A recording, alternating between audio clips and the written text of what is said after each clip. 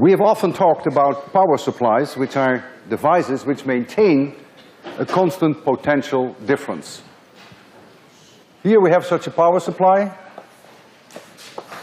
potential difference V, this be the plus side, and this be the minus side. I'm going to connect this. I have a resistor here, R, and as a result of this, a current will start to flow in this direction, this direction, this direction.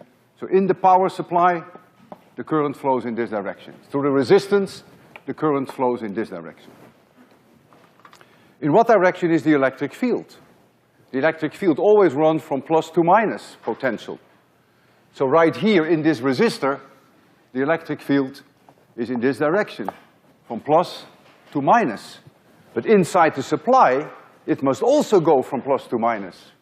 And so inside the supply, the electric field is in the direction that opposes the current. So some kind of a pump mechanism must force the current to go inside the supply against the electric field. A boulder does not all by itself move up a hill. And so something is needed to push it. You remember with the Van de Graaff, we were spraying charge onto a belt. And then we rotated the belt, and the belt forces the charge into the dome. It had to overcome the repelling force of the dome. So work had to be done. So the energy must come from somewhere. And in the case of the Van de Graaff, it was clearly the motor that kept the belt running. In the case of the Wimhurst, it was I who turned the crank, so I did work. In the case of common batteries, the ones that you buy in the store, it is chemical energy that provides the energy.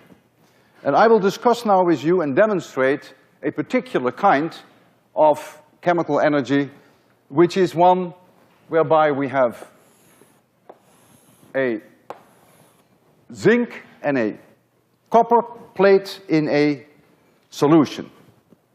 So we have here H2SO4, and we have here a zinc plate, and we have here a copper plate. This side will become positive, and this side will become negative. You will get a potential difference between these two plates. To understand that really takes quantum mechanics. This goes beyond this course. But the potential difference that you get is normally something around 1 volt.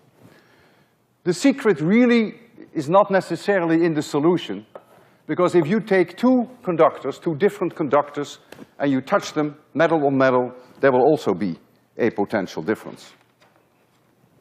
So let's look at this now in some more detail. We have here a porous barrier that the ions can flow freely from one side to the other. And we connect them here with a resistor. And so a current is now flowing. A current is flowing in this direction through the resistor, from the plus side of the battery to the minus side. That means inside the battery the current is flowing like this. And the electric field here is in this direction, from plus to minus, but also inside the battery, the electric field must be from plus to minus. So you see again, as we saw here, that the electric field is in the opposite direction of the current. You will have here SO4 minus ions, and you have copper plus ions in this solution, and here you have zinc plus, and you have SO4 minus. And as current starts to run, SO4 minus ions, which are now the current carrier inside this battery, is going from the right, they're going from the right to the left. Now why would SO4 minus ions travel through an electric field that opposes them, that opposes their motion? And they do that because in doing so, they engage in a chemical reaction which yields more energy than it cost to climb the electric hill. And while a current is flowing, while the SO4 minus is going from the right to the left, you get fewer SO4 minus ions here. This liquid here remains neutral, so copper plus must disappear. And it precipitates onto this copper bar, so it's like copper plating. On this side, you get an increase of SO4 minus. Therefore, you also must get an increase of zinc plus, because again, this liquid there remains neutral, and that means that some of the zinc is being dissolved. So you get an increase in the concentration of the zinc. So the charge carriers inside this battery, the SO4 minus ions, travel through this barrier and they go from here to here. So they travel through an electric field that opposes their motion. And this happens at the expense of chemical energy.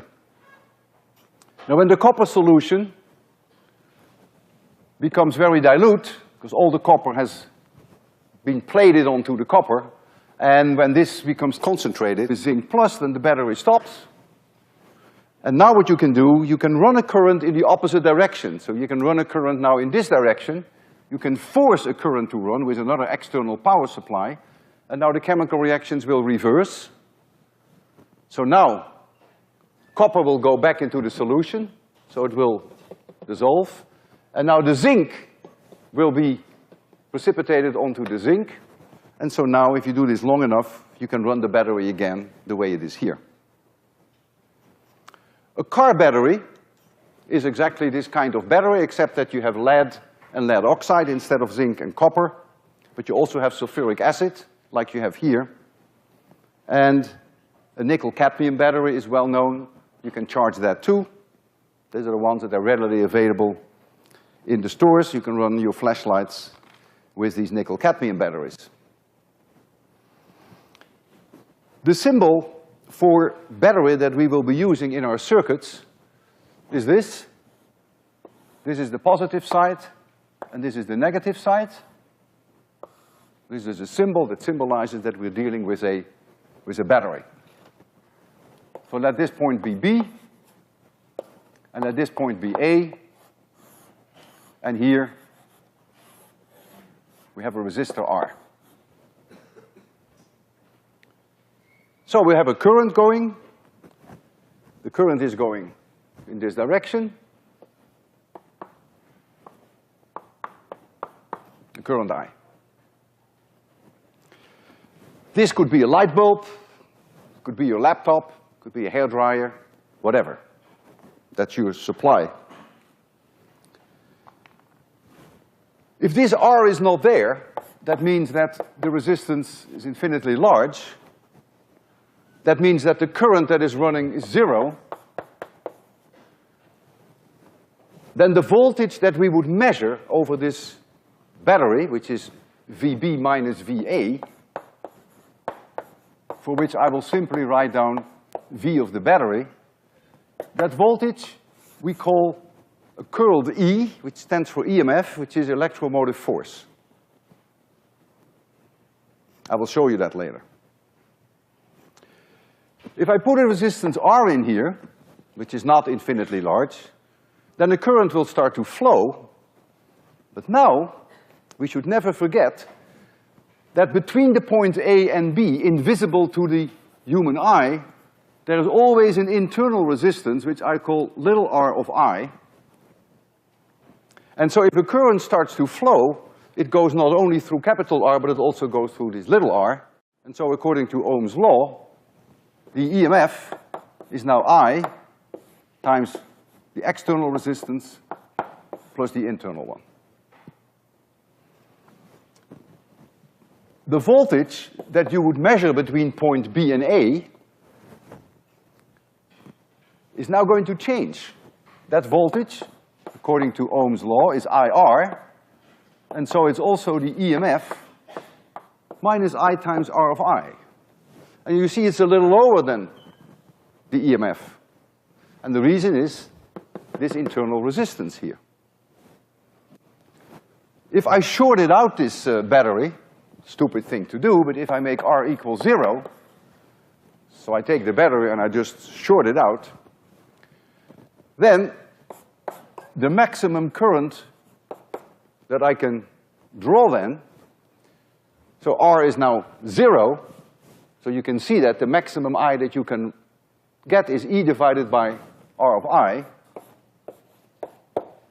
And V of B, the voltage that you would measure now between point B and A, goes to 0. It doesn't mean that there is no current running, but it means that between these points, your potential difference goes down to 0. Shorting out a battery, of course, is not a very smart thing to do. You can put batteries in series, and thereby getting a higher potential difference. If this is the negative side and this is the positive, I have an independent one, negative, positive, and an independent one, negative, positive, each one with an EMF E, then I can connect the positive side of one with the negative side of the other, just a conducting wire, and the positive side of this with the negative side of the other, and now the potential difference between these 2 points is now 3E. Open circuit, if I don't draw any current. If I draw a current, then of course I have to deal again with the internal resistance. I'm going to build with you a copper zinc battery of the kind that we just discussed. You see it here. Here's the copper sulfate solution, which H2SO4. And here are my plates. This is my zinc plate, and this is my copper plate. And you're going to see the voltage displayed, I think over there, that is correct. There is no potential difference now, because they're not in place yet. And so here comes my zinc, and here comes my copper. And they go into the solution, and you see about 1 volt. In general, these potential differences are of that order of 1 volt, 0.95. So now what I will do, I'm going to create a double one. So I have 2 independent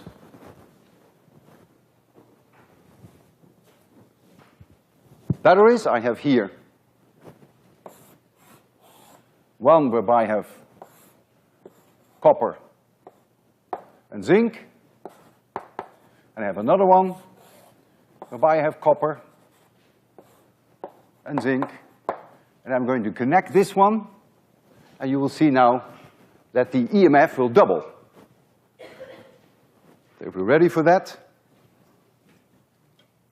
this is my second one, is going to be completely independent. So here comes the other 2 plates. Make sure that I have the copper and the zinc not confused. There we go. And now you should see twice the potential, and you do see that. It's open circuit, there is no current running. Well, there is a minute little small current running through the voltmeter that you see, but that's so small that that can almost be ignored. And you see you get double the EMF. Now what I will do, so I have now about 2 volts between these 2 plates, 2 batteries in series. I now have a little light bulb here, and I'm going to turn on the light bulb. And now what you will see is that the voltage that you measure right here, that's all you can do. You can only measure the voltage at the plates of the battery. That now this voltage will drop because of the internal resistance of the battery. In addition, you will see some light, but that's really not my objective. For those of you who are sitting close, you can see this light bulb is going to be lit. So I do this now. I can see the light bulb, a little bit of light, and notice that the voltage goes down. And so this value that you measure now, V of B, is now lower than the 1.9 volts because of this term. You lose inside the battery through the internal resistance. You lose their potential difference. All right? So let's take this out because this produces a lot of smelly fumes.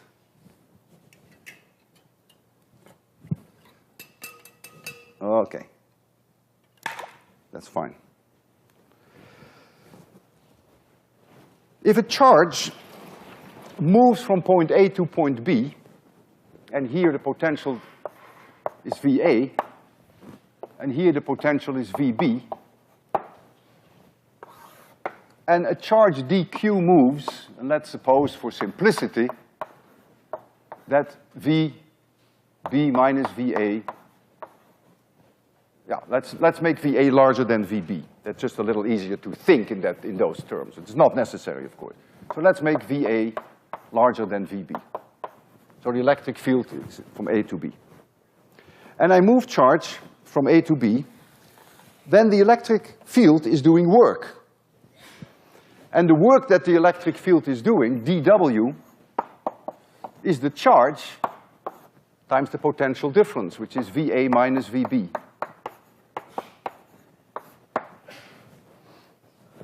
This work can be positive if the charge is positive, can be negative if the charge is negative, because we have assumed that this is positive in this case. I can now do something that you shouldn't tell your math teachers, but physicists do it all the time. We divide by dt. And now we say, aha, what we have on the left side is now work per unit time. That's power, joules per second. So this now is power. dq dt is current. How many coulombs per second flow? So this is current, I. And the potential difference I simply use that symbol V. So you see now here that the power delivered by a power supply is the current that it produces times the potential difference. And this is independent of Ohm's law. This always holds. If you also include Ohm's law, if you can use it, last time we discussed the limitations of Ohm's law, but if you can use it and V equals IR, then of course you can also write down for the power that it is I square R, and it is also V squared divided by R. Power is joules per second, but we write for that joules per second, we write for that watts, just a capital W, but it's named after the physicist Watt. So we always express the power in terms of watts. So suppose we have a resistance R, and we run a current through it. This is the resistance, and we run a current I through it. And let us take an example that the current I is 1 ampere, and that the resistance is 100 ohm. Then the power which is dissipated in this resistor has to be provided by your battery. That power P is now 100 watts. I square R, if you want to use this. If it is 2 amperes, and you don't change the resistance, then it becomes 400 watts. Because it's I square R. I doubles, the power comes 4 times higher. Now this energy is dissipated in the form of heat, and if it gets hot enough, then maybe you can produce light. That's the idea behind a light bulb. The filament in a tungsten incandescent light bulb becomes very high, 2500 degrees centigrade, maybe even 3000. Not so high, of course, that the tungsten melts, and so you begin to see light. So for instance, a 100-watt light bulb, let's work on here. So if we have a 100-watt light bulb in your dormitory,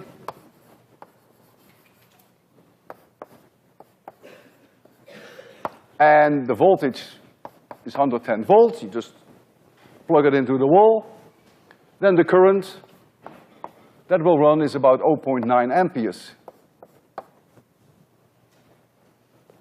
P equals VI. This product must be 100. And then the resistance that you have is about 120 ohms. V equals IR. So even though it's quite hot, a light bulb, the amount of light that it produces is in general not more than 20% of this power. It's not a very efficient thing, an incandescent light bulb. A fluorescent tube is much better. So if you have a 40-watt fluorescent tube, you get about 4 times more light than you get out of a 40-watt incandescent bulb. If we take your heaters that you have in your dormitories, typically 2 kilowatts, but let's make it 2200 watts, because that divides nicely through the 110 volts. So then you would have 20 amperes. That's a lot of amperes. If the dormitory is very old, chances are that your fuses will go. 20 amperes is more than many houses can handle. But nowadays, I think most outlets are good for 25 amperes or so, but not for much more. And so now you have a resistor in your heater which is about 5.5 ohms. Just to give you a feeling for some numbers. Now you want heat out of your heater and you want light out of your light bulb. So you want to keep the temperature of your heater modest, not so high that you get a lot of light. If you make it 2000 or 2500 degrees, then you would get a lot of light out of your heater. And so suppose that half of that power would come out in terms of light, and you turn on your heater at night, would be like having a 1000-watt light bulb in your dormitory. You don't want that. So how do you do, what do you do now? Well, you simply keep the temperature about maybe 1000 degrees centigrade. It gets a little red hot, but very little light is produced. And how do you keep the temperature low? Well, you could cool it with air. Some of these heaters have fans that cool them. Or you just make the resistance, you do both, very large, huge surface area of the resistance, not small, but large. And so now they have a large surface area so they can radiate their heat, and so the temperature remains low. So if you look at your things that you have at home, you have light bulbs, 40 to 200 watts, your toaster, maybe 300 watts, your cooking plates and your heaters, something like 2 kilowatts, your TV, a few hundred watts, your electric toothbrush, probably only 4 watts, very modest. Your own body produces about 100 watts heat. Of course, that's energy. You have a very large surface area, so you don't get nearly as hot as a 100-watt light bulb, because your surface area is large. And so you only have a modest 98 degrees Fahrenheit, unless you're running a fever. So you don't produce any light, because you're not hot enough for that. So you produce infrared radiation. That's very noticeable. You hold someone in your arms, the good feeling is you feel the body heat. That's the infrared radiation. That radiates at about 100 joules per second, 100 watts. An electric blanket is only 50 watts. So a partner is about twice as effective as an electric blanket. Maybe also more fun.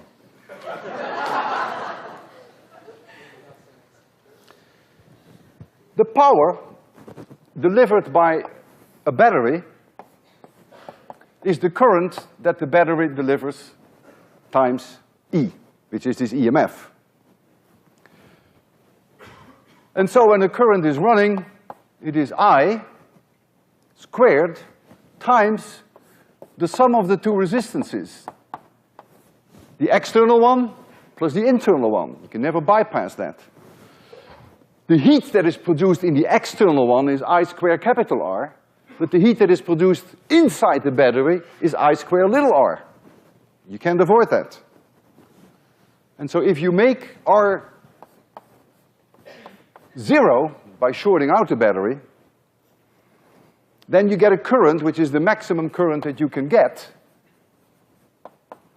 which is the EMF divided by R of I.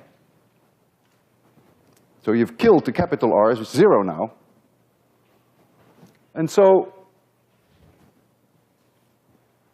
you get a power, which is the maximum power, which is now E squared divided by R of I. I maximum squared times R of I. It's the same thing. It is the maximum current squared times R of I, and all of that comes out inside the battery. Nothing comes out outside it. If you have a 9-volt Duracell battery, the ones that we're also familiar with, so then E is about 9 volts, the EMF. The internal resistance of such a battery is about 2 ohms. And so the maximum current that you can ever get out of a Duracell battery would be about 4.5 amperes. That is I max. Would be about 4.5 amperes. And so P max would be about 40 watts. So if you take a 9-volt battery and you short it out, then the battery should get warm. Because all that heat, all that 40 watt is generated inside your battery. The value for V of B that you measured would go down to 0 if you really could short it out with a resistor which has 0 resistance. Now it's of course a pretty stupid thing to do to short out a battery, but it's not dangerous. 40 watts, thing gets a little warm, big deal. So let's do it. So I have here the voltage that you can see that we measure, a 9-volt Duracell battery. I have the battery here. And you can read it here. I hope the decimal point is in there, but it's about 9.6 volts. And now I'm going to do something stupid, but again, it's not dangerous. I'm going to take my car keys and I'm going to short out the battery. So simply connect point A with point B. And so the voltage that you're going to see is going to maybe not go to 0 exactly, because my key may not have 0 resistance, but it goes very low. And what you cannot experience is something that I can, that this battery will get hot. This 40 watts will be generated inside here. It is possible, though, that when the battery gets hot, that the internal resistance may even go up a little, because remember that resistance goes up when temperature goes up, in which case the power will go down, so it may not be the full 40 watts. But I can assure you that I can feel this thing getting warm. So let me short it out now. I'm doing this now. And you read the voltage. I can see it too here. Oh, it's always not so easy with a key to do that. Yeah, it's very low. Hey, look at that. It's about 1/10 of a volt. And I feel this thing getting hot. It's really warming up now. And so I'm ruining this battery. Which is a terrible thing to do. Batteries don't like that. But when I take off the external resistance, some of that may come back. It may not be permanently damaged. So you see it's already 8.5 volts. So there's no way that you can start a car with a 9-volt Duracell battery, because you just can't get the current that you need for your starter engine. Your starter motor needs a few hundred amperes. If you take a car battery, that's about 12 volts. It has a very low internal resistance of about 1/50th of an ohm. So that means that the maximum current that you can draw if you would short circuit it would be something like 600 amperes. And so the maximum power, if you were so stupid to short circuit it, that would all be generated inside the battery, would be something like 7 kilowatts. If you ever work on your car, make sure that you never drop accidentally the wrench that you're using onto the battery. Because if you did, then inside the battery, about 7 kilowatts, 7,000 joules per second are going to be produced in terms of heat. And the sulfuric acid is going to boil, the case may melt, and that's no good. Not only is that stupid, but it's also very dangerous. So let's do it. I have here this battery. And I have here the wrench,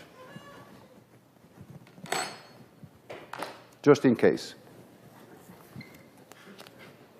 I'm going to short out that battery, and as I do that, you will clearly see that the battery doesn't like it. I will be very careful not to hold on this wrench too long, because it would weld onto it, actually. It can weld onto it and stay there. The current is so high, it can go up to 600 amperes that it can weld onto it, and then you can't get it off anymore. In case that happens, I will walk out of here. And I advise you to do the same. You ready? Okay, I go now. You see? That's what happens. Very high current, and when you do this too often to batteries, they're not going to live very long, they don't like it. But I wasn't joking when I said when you work on the car that you should avoid this, because I have seen it happen that wrench is actually welded onto the terminals.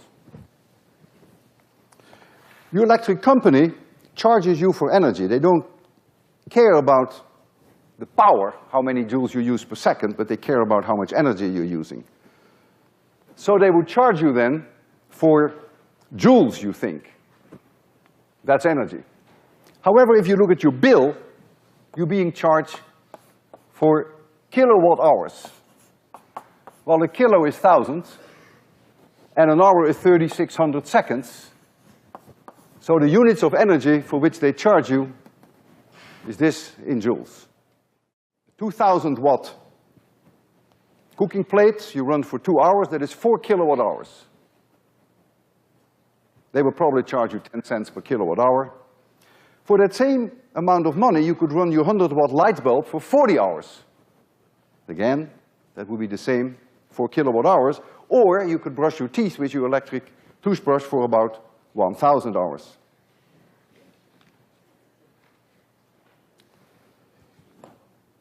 Now I want to take a look with you at a network which consists of resistors and batteries. And this is the kind of stuff that you see on homework, assignments, and perhaps on exams. So now we start out with a very modest circuit. Here we have a resistance R1. Here we have a resistor R2. And here R3. And then we put a battery in here. And we put the plus side, say, on the left. This is the plus side, the minus side. And let the potential difference of this one be V2. It's really the EMF, but I will ignore any kind of internal resistance of the batteries. It's completely negligible in this problem. And here I put also a battery, let this be the negative side, and this be the positive side, and let the potential difference be V1. And so imagine that you know V1, V2, R1, R2, and R3. But what I'm going to ask you is, what is I1? What is I2, and what is I3? I want the magnitude, and I want the direction. When you look at this, it's by no means obvious that the current in this resistor will be to the right or to the left. It's by no means obvious. It depends on the values of V1 and V2 and on the resistances. The basic idea behind solving these problems are in what we call Kirchhoff's rules. Kirchhoff's first rule is that the closed loop integral over a closed loop of E dot dl is zero. We've seen that before. I don't know why Kirchhoff gets the credit for this. This always is the case when we're dealing with conservative fields. When you start at a particular point, you go around E dot dl, you're back at the same potential where you were before, so this must be zero, as long as you deal with conservative fields. So that's his first rule. And you can do this closed loop anywhere. You can even do it here, still be zero. You can do it here, also zero. You can do it there. No matter where you do it, that closed loop integral must be zero. And then there is the second Kirchhoff's rule, and that is what we call charge conservation.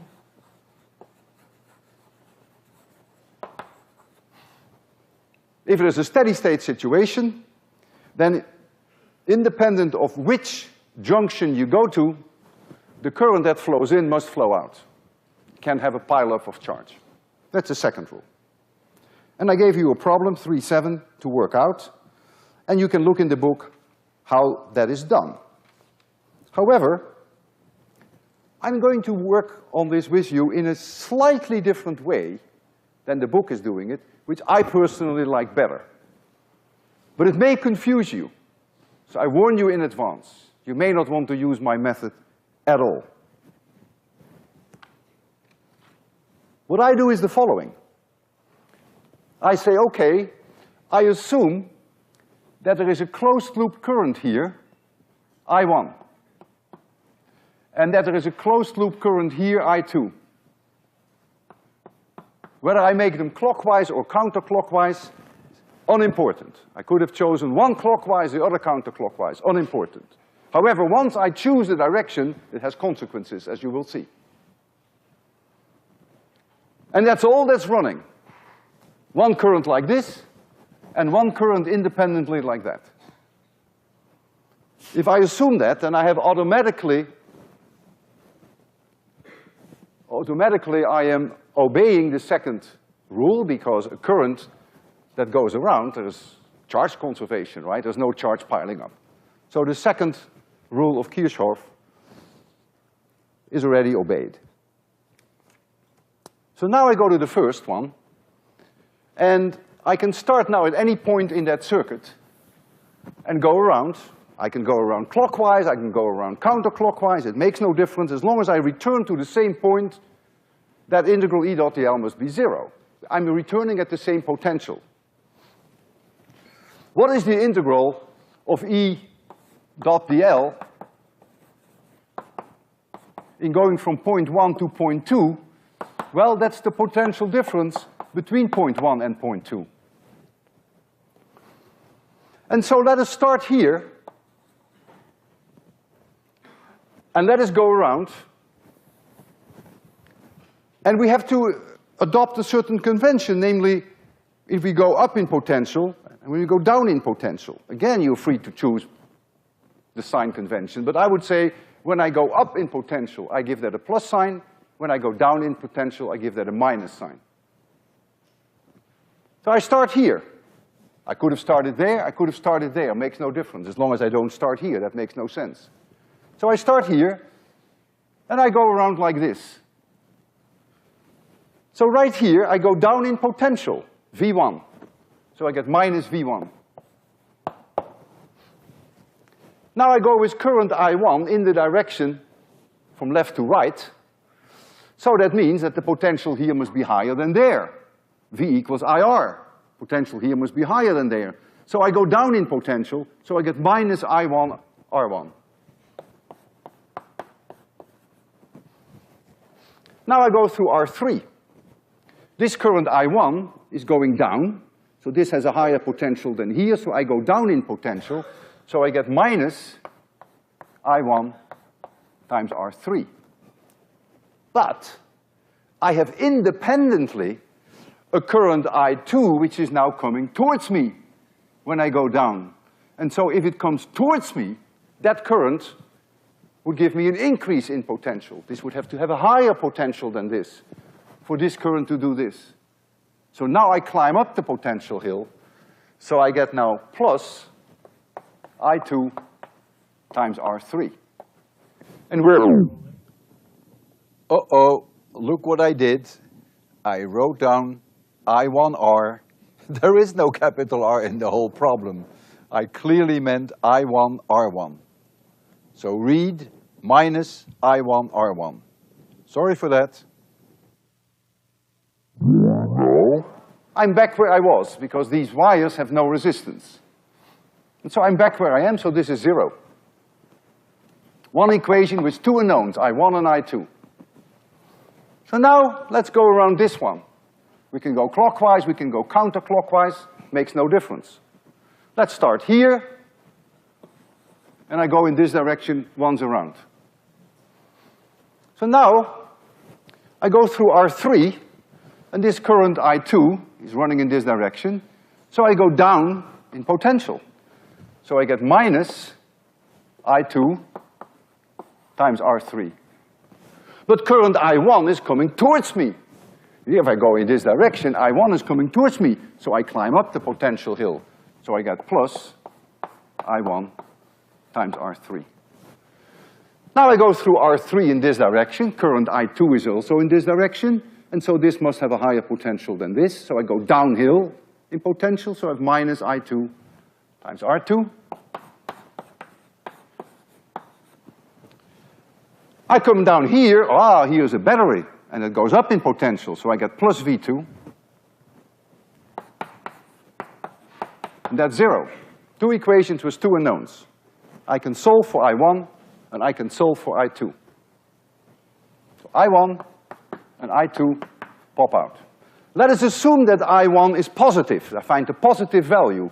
It means it's really in this direction. Let's suppose that I1 is negative. I find minus 3 amperes. Well, it means that I1 is in this direction, big deal. And so the whole operation is sign sensitive. And the same is true here. If I2 is positive, it means it's in this direction. If I2 is negative, then it's in that direction. How about I3 now?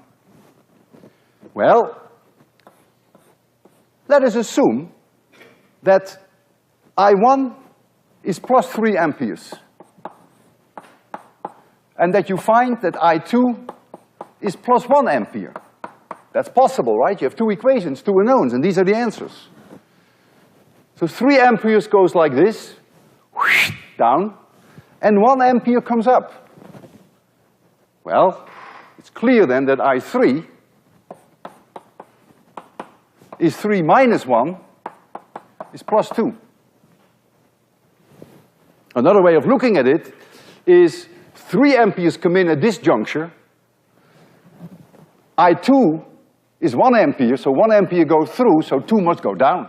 That's really Kirchhoff's second rule. If I1 were plus 1 ampere, and I2 is also plus 1 ampere, then I3 would be 0. No current would flow through I3, but my method would still work. I find 1 ampere going down and 1 ampere going up, so there's no current going through R3. There's only current going in this direction, 1 ampere. And so, you have to recognize then that I3 is I1 minus I2, which is really application then of Kirchhoff's second rule. I like this idea of a closed loop current. I know some of you don't like it, it's fine.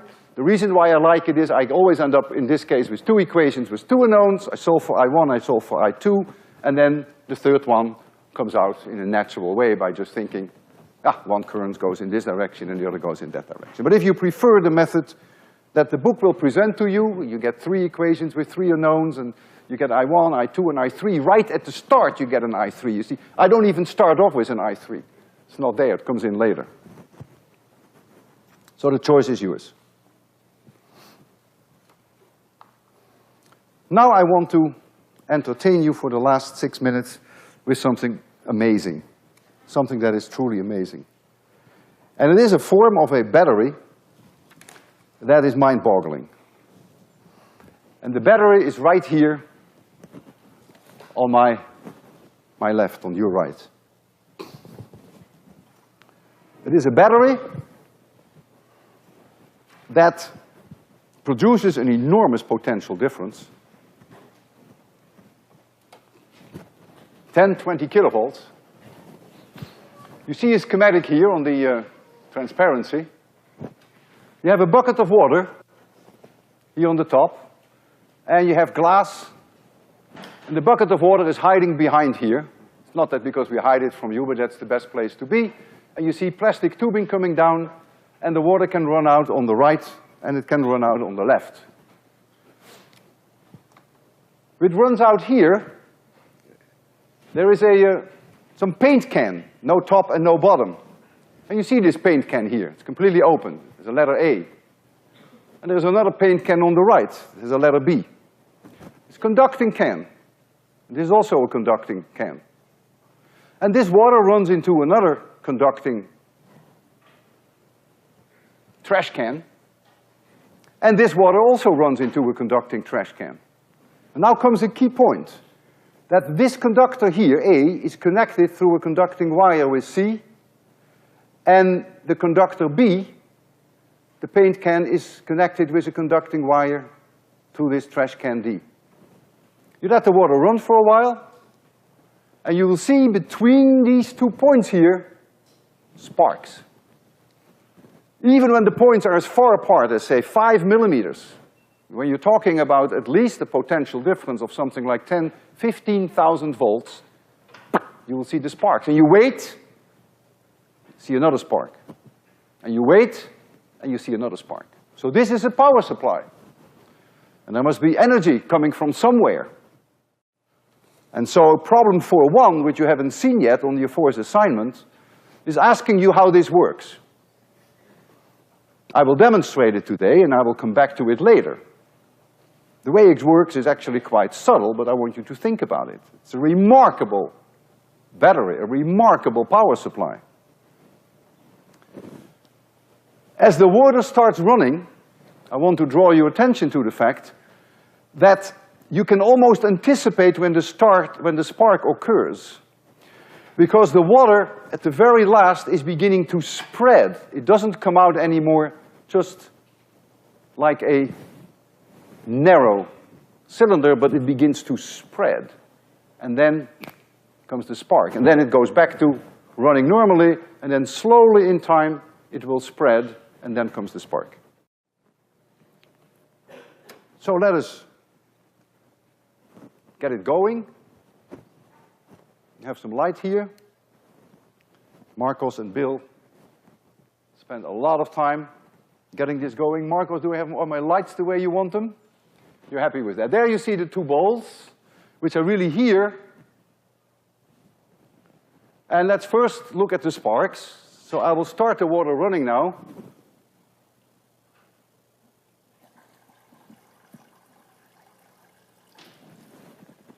Let's just be patient a little bit.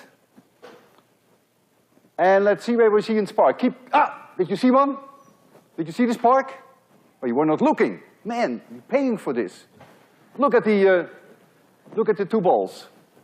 Give it some time again. Have to charge up. I can already anticipate it's coming up. It's coming up. Yeah! Did you see it?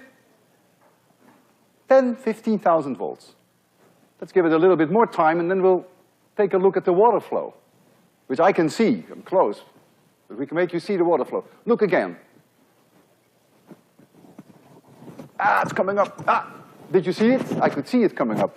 I can make you listen by having my microphone near the water. You can hear this water running. Familiar sound to all of us. And now the sound changes. You hear change, and there's a spark. Once more.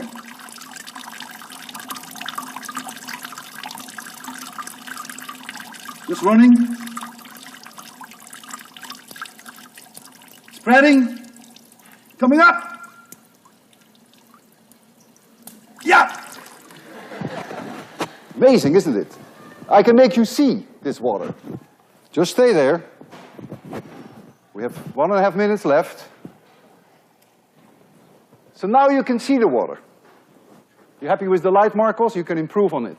So look at the water. It was just spreading already. You can't see the spark and the water at the same time. So the water is running now normally. It's going to spread slowly. I will tell you when I see the spark here, but it's already, I can almost predict when it happens. The water is spreading now. Coming up shortly. Yeah, I saw the spark. And you immediately see the water go like this. I want you to think about it and explain this. This is one of the most remarkable things I've ever seen in my life.